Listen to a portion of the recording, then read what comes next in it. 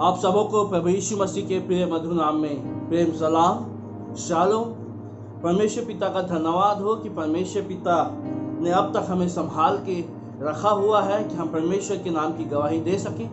मैं आशा और विश्वास रखता हूँ कि आप सब प्रभु के जन, प्रभु के प्रिय बेटा और बेटी, प्रभु पे विश्वास करने वाले मेरे प्रिय साथी, आप सब प्रभु में भले चंगे पाए जाते होंगे और परमेश्वर की आराधना स्तुति अपने परिवार के संग करते होंगे।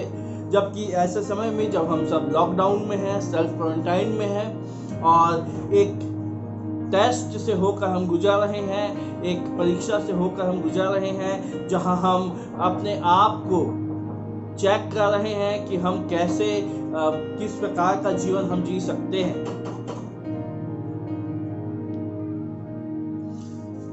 और हम अपने परिवार के साथ प्रभु की महिमा और स्तुति भी कर रहे हैं। मेरे प्रियो, ज़्यादा टाइम ना लेते हुए जो वचन आज परमेश्वर ने हमें दिया है वो पाया जाता है तीतुस की पत्री अध्याय 2 आयत 11 से 15 तक। तीतुस की पत्री अध्याय 2 आयत 11 से 15 तक मैं आप सबों के लिए पढ़ लूँगा कि वचन क्या कहता है। क्योंकि परमेश्वर का वह अनुग्रह प्रकट है जो सब मनुष्यों के उद्धार का कारण है और हमें चेतावनी देता है कि हम अभक्ति और सांसारिक अभिलाषाओं से मन फेर कर इस युग में संयम और धर्म और भक्ति से जीवन बिताएं और उस धन्य आशा की अर्थात अपने महान परमेश्वर और उद्धारकर्ता मसीह यीशु की महिमा के प्रकट होने की बाट जोहते रहें, जिसने अपने आप को हमारे लिए दे दिया कि हमें हर प्रकार के अधर्म से छुड़ा ले और शुद्ध करके अपने लिए एक ऐसी जाति बना ले जो भले भले कामों में सरगर्म हो। मेरे प्रियो, वचन हमें बहुत ही सुंदर बात हमारे सामने रखता है। यह वचन पौलुस तीतुस को लिखता है और उसे यह शिक्षा दे रहा है कि वो किस प्रकार का मसीही जीवन जी सके।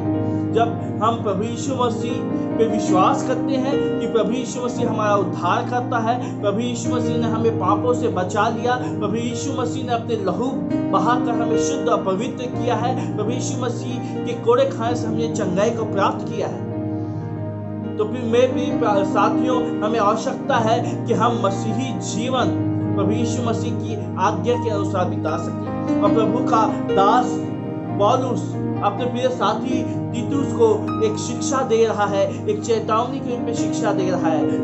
वह तीतुस को सिखा रहा है कि क्योंकि परमेश्वर का वह अनुग्रह प्रकट है जो सब मनुष्य के उद्धार का कारण है। परमेश्वर का वह अनुग्रह अर्थात प्रभु यीशु मसीह सब मनुष्यों के लिए उद्धार का कारण है। जितने मनुष्य प्रभु यीशु मसीह पे विश्वास करते हैं कि वह मारा गया, गाड़ा गया और तीसरे दिन जी उठा और परमेश्वर सर्वशक्तिमान के दाहिने हाथ जा बैठा है और वह न्याय करने को फिर आने वाला है। और जितने लोग इस बात पे विश्वास करते हैं निसंदेह वे उद्धार को प्राप्त करते हैं। और प्रभु यीशु मसीह हमारे जीवन को पाप से मुक्ति दिलाने के लिए क्रूस की मृत्यु से और हमें एक नया जीवन दिया और परमेश्वर उसके द्वारा से हमें अपने राज्य में आने का न्योता देता है। लेकिन यह हमारे ऊपर है कि हम उस न्योता को प्राप्त करने के लिए उस न्योता में दिए हुए नियम का पालन करें या ना करें। मेरे प्रियो, जब हम सेल्फ क्वारंटाइन में हैं, जब हम लॉकडाउन में हैं, अपने परिवार के बीच में हैं, तो हमें चाहिए कि हम सब मिलकर परमेश्वर की आराधना स्तुति करें, हम सब मिलकर परमेश्वर के वचन को पढ़ें, हम सब मिलकर एक दूसरे की चिंता फिक्र करें कि हम आत्मिक तौर पे मिलकर एक साथ बढ़ सकें। प्रभु का वचन हमें सिखाता है, इसमें कहता है और हमें चेतावनी देता है। जो शब्द यहाँ उपयोग है चेतावनी, हमें सचेत करता है। तो हमें चौकस रहने की आवश्यकता है, हमें जागने की आवश्यकता है, हमें इस चेतावनी को ग्रहण करने की आवश्यकता है। और किस बात की चेतावनी देता है कि हम अभक्ति और सांसारिक अभिलाषाओं से मन फेर कर इस युग में संयम और धर्म और भक्ति से जीवन बिताएं।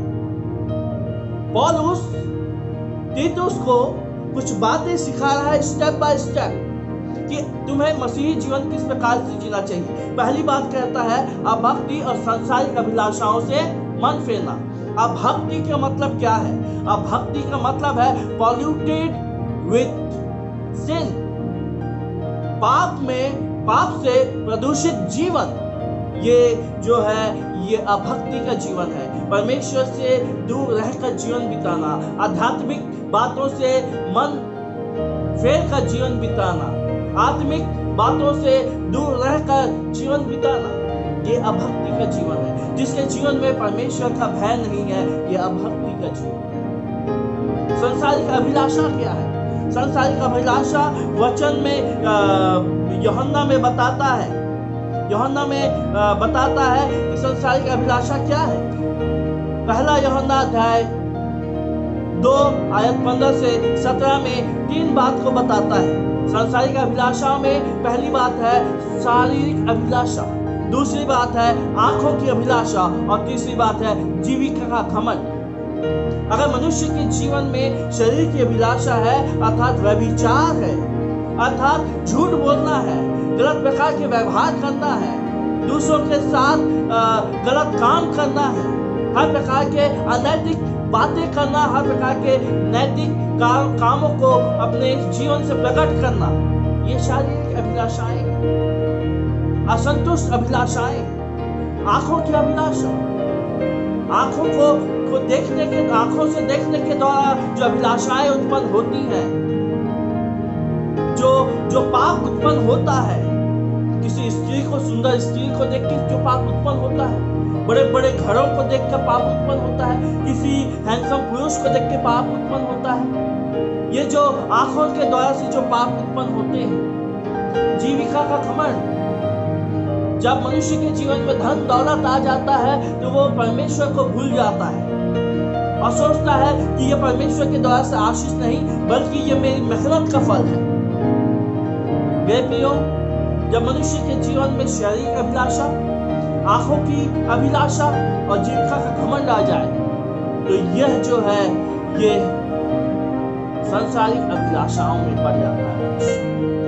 और जब मनुष्य सांसारिक अभिलाषाओं में पड़ जाता है तो उसके जीवन में सेल्फिशनेस आ जाता है। वो खुद के बारे में सोचता है, वो खुद के जीवन के विषय में सोचता है, वो दूसरों के विषय में या परमेश्वर के विषय में नहीं सोचता। वह पाप भरा जीवन जीता है। जिस प्रकार उड़ाव कुत्ते का जीवन था, उड़ाव कुत्ते का जीवन कैसा था? सेल्फिश जीवन जीता था। उसके जीवन में शारीरिक अभिलाषाएं थी, उसके जीवन में आंखों की अभिलाषाएं थी, जीविका का घमंड था। लेकिन ऐसा समय आया कि वह जीवन भी उसका नष्ट हो गया। 3 बातें जो पौलुस तीतुस को और सिखाता है वो है संयम के साथ जीवन बिताना, सेल्फ कंट्रोल के साथ जीवन बिताना, सोबरनेस के साथ जीवन बिताना। यहाँ पर जो संयम का अर्थ है वो है सादगी के साथ जीवन बिताना, सादगी के साथ जीवन बिताना। उसके पास कुछ ना हो, उसके पास धन दौलत ना हो, लेकिन मनुष्य सादा जीवन जीता, सच्चाई के साथ जीवन जीता, परमेश्वर के भय में जीवन जीता। उसके जीवन में घमंड ना हो, धन दौलत घर शोहरत, लेकिन उसके जीवन में संयम, सेल्फ कंट्रोल। सेल्फ कंट्रोल किस बात से? सेल्फ कंट्रोल रिलेशनशिप से, सेल्फ कंट्रोल अपने व्यवहारिक जीवन से, सेल्फ कंट्रोल अपने अभिलाषाओं से। मनुष्य के जीवन में अगर सेल्फ कंट्रोल नहीं है तो वो परमेश्वर से दूर रहकर जीवन बिताता है। मेरे प्रियो, कई ऐसे उदाहरण हो सकते हैं, लेकिन हमें इस बात को जानना है कि हमें संयम का जीवन जीना है। दूसरी बात जो प्रभु का वचन हमें सिखाता है वो है धर्म का जीवन, राइचियसनेस का जीवन। राइचियसनेस का जीवन का अर्थ है सच्चाई का जीवन। वचन कहता है कि अगर तुम कहते हो कि तुम्हारी सहभागिता प्रभु यीशु मसीह के साथ है, फिर भी अधिकार में जीवन बिताते हो तो तुम झूठे हो। अर्थात कोई भी मनुष्य 2 नाव में पैर रखकर नहीं चलता। उसे या तो एक नाव में ही रहना होगा, अन्यथा वो डूब जाएगा। हमें चाहिए कि हम सच्चाई के साथ जीवन जिए। झूठा जीवन परमेश्वर को भाता नहीं। सच बोलना, ईमानदारी से जीवन व्यतीत करना, सच्चाई में खड़े होना परमेश्वर चाहता है।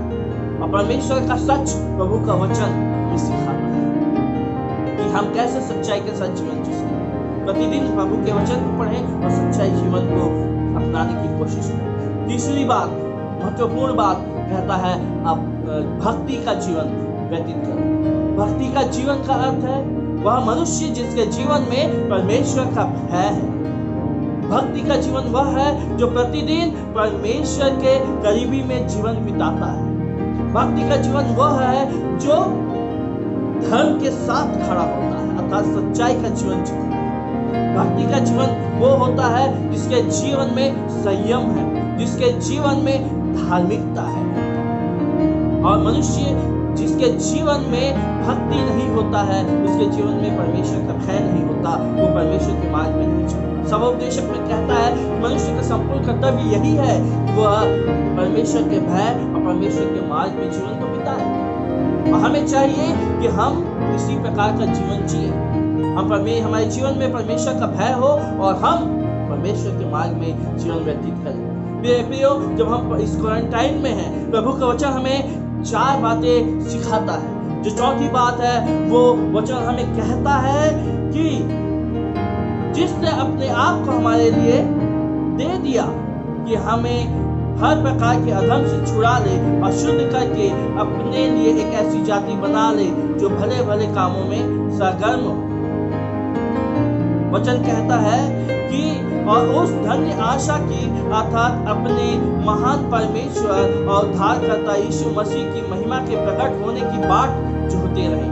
चौथी बात है प्रभु यीशु मसीह की बाट जोहना, जो न्याय करने को आने वाला है। वचन बहुत ही सुंदर तरीके से कहता है, धन्य आशा से जीवन बिताएं। धन्य आशा से जीवन, वह धन्य आशा क्या है? वह धन्य आशा है महान परमेश्वर और उद्धारकर्ता यीशु मसीह की महिमा के प्रकट होने की बात। ये हमारे लिए धन्य आशा है कि हमारा प्रभु यीशु मसीह फिर से अपनी महिमा में आएगा और हमारा न्याय करेगा। और हम जो परमेश्वर के सामने भक्ति के साथ, धर्म के साथ, संयमता के साथ, भक्ति और सांसारिक अभिलाषाओं से मन फेर कर जीवन जिए, हम परमेश्वर के भाग के लिए भावता हुआ जीवन प्रकट करेंगे।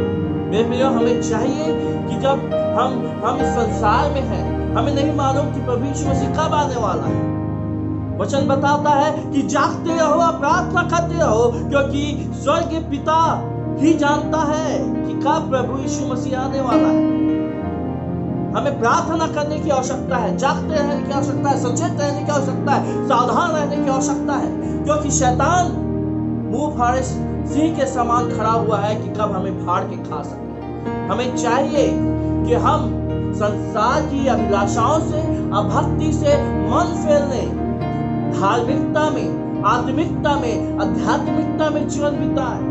हमें चाहिए कि हमारे जीवन में संयमता हो, सादगी हो, जो परमेश्वर को भाता है। हमें चाहिए कि हम सच्चाई के साथ अर्थात धार्मिकता के साथ जीवन जिए, जो परमेश्वर को पसंद करता है। हमें चाहिए कि हम भक्ति के साथ जीवन बिताएं, क्योंकि परमेश्वर को यही आनंदित करता है। और जिसके जीवन में ये सब बातें पाई जाती हैं, निस्संदेह वे उस धन्य आशा के प्राप्त करेगा और परमेश्वर की बाट जोहते हुए परमेश्वर के न्याय के दिन में प्रभु यीशु मसीह के साथ परमेश्वर के राज्य में प्रवेश करने पाएगा।